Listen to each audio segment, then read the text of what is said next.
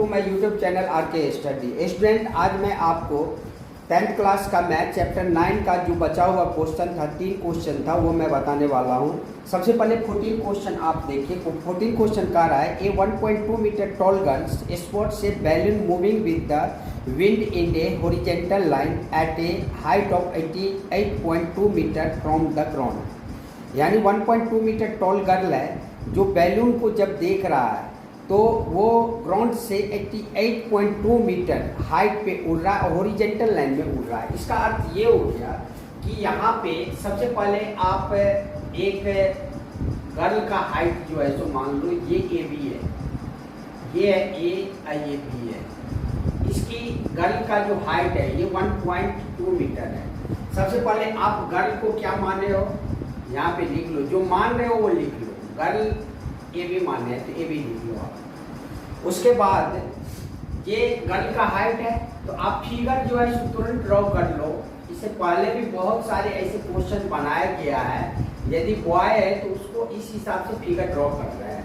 और ये कह रहा 88.2 मीटर ग्राउंड के हाइट पे एक बैलून उड़ रहा है। तो मान लो यहाँ पे एक बैलून है, ये बैलून है, इसकी हाइट जो है सो दे दिया है 88.2 मीटर इसकी हाइट।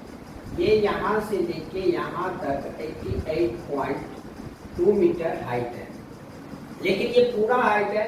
अभी यहाँ पे आप मत लिखो इसे, क्योंकि ये हाइट तो ग्राउंड से है ना, अभी फिगर बनेगा आगे। उसके बाद जो है सो ये कह रहा है कि इसके एंगल ऑफ एलिवेशन, एलिवेशन आपको बताए थे, एलिवेशन और डिप्रेशन क्या होता है। जब नीचे से ऊपर की तरफ देखते हैं इसे एलिवेशन कहते हैं। ये एंगल ऑफ एलिवेशन जो बन रहा है ये 60 डिग्री एंगल बना रहा है। यहाँ पे ये कितने डिग्री है, ये 60 डिग्री है। और हॉरिजॉन्टल लाइन में ये बैलून मूव कर रहा है। मान लो ये बैलून यहाँ पर पहुंच गया, तो अब इसके एंगल ऑफ एलिवेशन जो हो रहा है ये हो रहा है आपका 30 डिग्री। तो यहाँ से अब जो इस बैलून को ये देख रहा है, तो इसकी यहाँ पे बैलून को जब अब ये देख रहा है तो एंगल ऑफ एलिवेशन जो हो रहा है ये 30 डिग्री हो गया। अब आपको after some times the angle of elevation reduce 30 degree, ये 30 डिग्री रिड्यूस हो जाता है। Find the distance travel by the balloon during the interval. तो आपको डिस्टेंस निकालने हैं कि बैलून यहाँ से लेके यहाँ तक जो पहुँचा है, तो ये डिस्टेंस कितना ट्रेवल किया, इसके बारे में आपको बताने हैं। तो सबसे पहले ये देख लो, ग्राउंड से लेके सबसे पहले इस फिगर को आप यहाँ पे इस हिसाब से करें, यहाँ से लेके यहाँ तक पूरा हाइट जो है सो 88.2 मीटर दिया है। और हमें ट्रेंगल में जो चाहिए बस यहाँ तक की हाइट चाहिए, यहाँ तक की हाइट, यहाँ से लेके यहाँ तक, क्योंकि ट्रेंगल में ही हम सवाल बनाएंगे। इसलिए आपको सबसे पहले इसका जो है नाम लिख दो। ये ए बी लिख दिया है यहाँ पे, तो ये हो गया सी, ये हो गया डी, उसके बाद ये हो गया ई, ये हो गया आपका एफ, और ए बी तो हम मान ही लिए थे करेंगे, डी ई एफ, यहाँ पे जो है सो जी रखो। तो जो हाइट ए बी का है वही हाइट यहाँ पे 1.2 इसका हो जाएगा, क्योंकि एक रेक्टेंगल बन रहा है। रेक्टेंगल के आमने सामने के साइड क्या होते हैं, बराबर होते हैं। इस हिसाब से यदि हम देखें तो सी डी बराबर कितना हो जाएगा, सी डी जो ट्रेंगल में आ रहा है, बस यहाँ ये ट्रेंगल में आ रहा है, तो सी डी बराबर ये सी जी और माइनस सी डी आएगा। तो सी जी टोटल कितना है 88.2 और माइनस सी डी कितना है, सी डी जो है सो आपको इस हाइट के बराबर है ये। तो जब हम सी डी निकालने हो तो टोटल में से, जब हम टोटल में से यदि डी जी माइनस कर दो, टोटल में से यदि हम ये डी जी माइनस कर देंगे तो ये क्या आ जाएगा, सी जी आएगा, सी डी आ जाएगा। तो इस हिसाब से यहाँ पे 1.2 सी डी निकालने हैं। सी डी बराबर आपका ये हो जाएगा सी जी माइनस डी जी, ये हो जाएगा डी जी। ये जी है यहाँ पे। तो टोटल में से जब हम DG माइनस करेंगे तो CD आ जाएगा। इस हिसाब से 88.2 माइनस 1.2, तो ये कितना हो जाएगा? ये आपका हो जाएगा 87। ये मीटर में है तो 87.0 यानी 87 मीटर आ गया। अब आपको ये देखना है कि दो ट्रेंगल बन रहा है आपका, दो ट्रेंगल, एक ट्रेंगल बन रहा है, ये एक तो ट्रेंगल बन रहा है AFE और एक बन रहा है ACD। तो आपका डिस्टेंस ये निकालने हैं, तो ये किसके इक्वल है? ये ED के इक्वल है। तो ED कैसे निकलेगा? सबसे पहले आप एक रफ वर्क में देख लो कि ED बराबर क्या होता है आपका।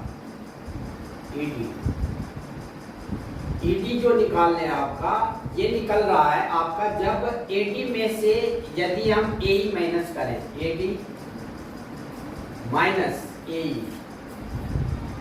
इस पूरे में से इतना माइनस करेंगे तो हमें AD प्राप्त हो जाएगा। यही हमारा टारगेट रहनी चाहिए कि AD जो है सो हमें निकालना है और AE निकालना है। तो AD कैसे निकलेगा? सबसे पहले आप छोटा ट्रेंगल से आप पहले AE निकाल लें। तो सबसे पहले ट्रेंगल AEF में चलते हैं। फ्रॉम ट्रेंगल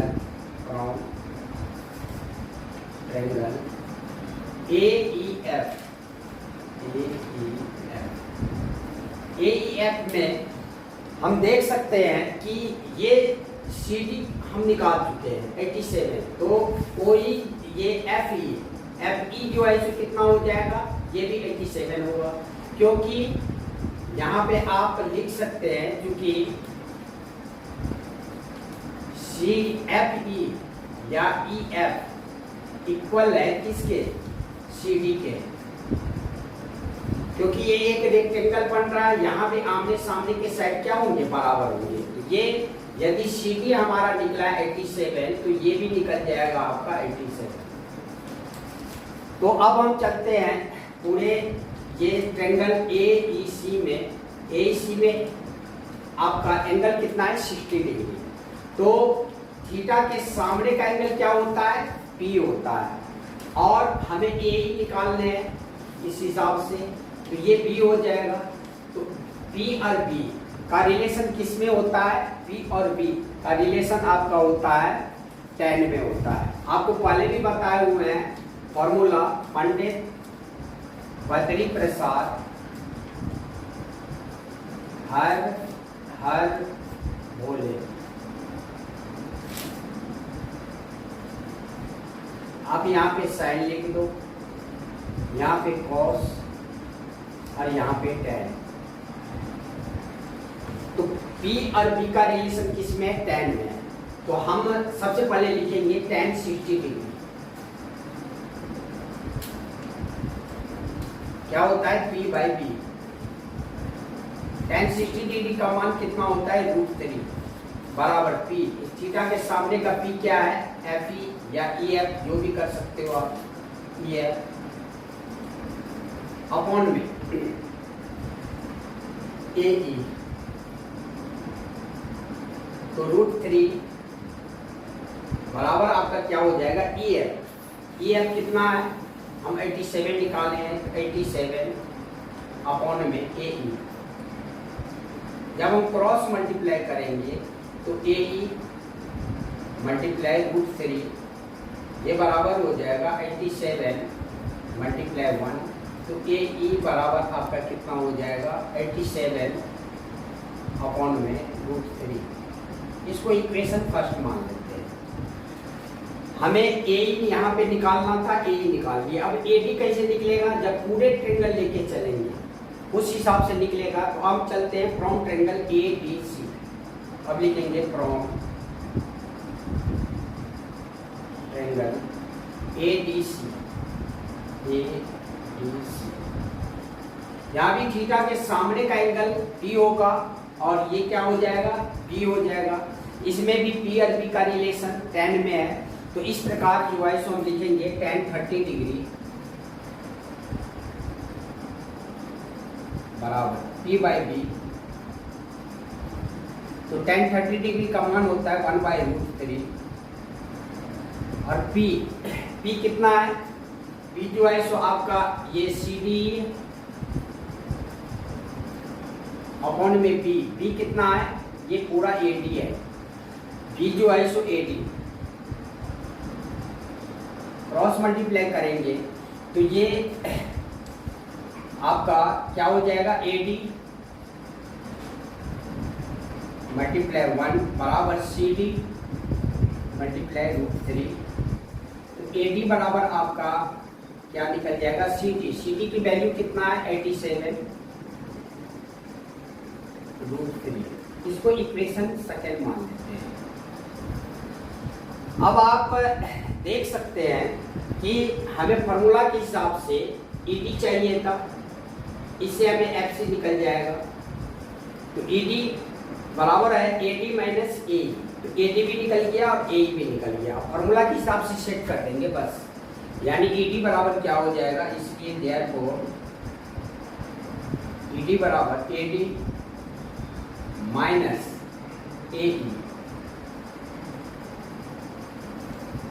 ए डी कितना है, ए डी जो है सो हम निकाले हैं 87 √3 और माइनस ए कितना है 87 अपॉन में √3। इस हिसाब से हम देखते हैं जब हम इसका एलसीएम लेंगे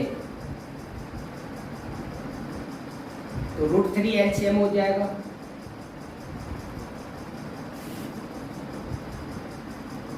√3 एलसीएम हो जाएगा, और इस हिसाब से यहाँ पे जब हम √3 को यहाँ से डिवाइड करेंगे तो √3 होगा, और ऊपर जो है सो क्या है √3, तो मल्टीप्लाई जब करेंगे तो 87 मल्टीप्लाई 3 और माइनस √3 को √3 से डिवाइड करेंगे तो कितना आएगा 1, और 1 को 87 से मल्टीप्लाई करेंगे तो ये हो जाएगा 87। इस हिसाब से यहाँ पे आप देख सकते हैं, अब जो भी बचा अब यहाँ पे जो है सो बना लो आप, 87 को जब 3 से मल्टीप्लाई करेंगे तो कितना, एक काम करो, आपका कैलकुलेशन बढ़ रहा है तो इसमें 87 कॉमन ले लो, यदि 87 कॉमन ले रहे हैं हम तो यहाँ पे 3 बचेगा और माइनस यहाँ 87 निकल जाएगा तो यहाँ पे क्या बचेगा 1, और अपॉन में कितना हो जाएगा √3, तो ये हो गया आपका 87 मल्टीप्लाई 3 में से 1 घटाओगे तो 2 अपॉन में √3, और कभी भी डेनोमिनेटर ना रूट में रहनी चाहिए ना माइनस में रहनी चाहिए, तो इसलिए हम इसको √3 को रेशनलाइज करेंगे तो क्या हो जाएगा 87 मल्टीप्लाई 2 मल्टीप्लाई √3 अपॉन में √3 और मल्टीप्लाई √3 को √3 और √3 दोनों डेनोमिनेटर न्यूमरेटर में मल्टीप्लाई कर देंगे तो ये √3 मल्टीप्लाई √3 3 आ जाएगा, तो ये हो गया आपका 87 मल्टीप्लाई 2 मल्टीप्लाई √3 अपॉन में √3 को √3 से मल्टीप्लाई करेंगे तो ये हो जाएगा 3। अब ये कितना हो जाएगा, इसको आप डिवाइड कर दो, ये हो जाएगा 2 3 2 जा 6 और 3 9 जा 27, 29 2 जा कितना होता है 58, ये हो जाएगा 58 √3 जो आपका आंसर है। इस हिसाब से ये आप देख सकते हैं कि आपका जो निकालना था DE निकालना था, जो डिस्टेंस जो कवर कर रहा है बैलून हॉरिजॉन्टल लाइन में यहाँ से लेके यहाँ तक, ये इक्वल DE के बराबर ही है, DE निकाल लिए, ये FC इसी के इक्वल है, इसीलिए यहाँ पे आप लिख भी सकते हो, इसीलिए डिस्टेंस FC जो है इसको क्या हो जाएगा आपका 58 √3, ये भी आप आंसर लिख सकते हो, ये भी आप आंसर लिख सकते हो। अब हम आपको क्वेश्चन नंबर 15 बताएंगे। लेकिन इस क्वेश्चन में यदि किसी भी प्रकार का आपको प्रॉब्लम यदि हुआ हो तो आप कमेंट करके बताना, मैं फिर से जो है सो बताने की बेहतर से बेहतर ढंग में कोशिश करूँगा। अब हम क्वेश्चन नंबर 15 बता रहे हैं। क्वेश्चन नंबर 15 कह रहा है, अब हम क्वेश्चन 15 बताएंगे। 15 क्वेश्चन जो है नेक्स्ट वीडियो में बता रहे हैं। तब तक के लिए जय हिंद, जय भारत।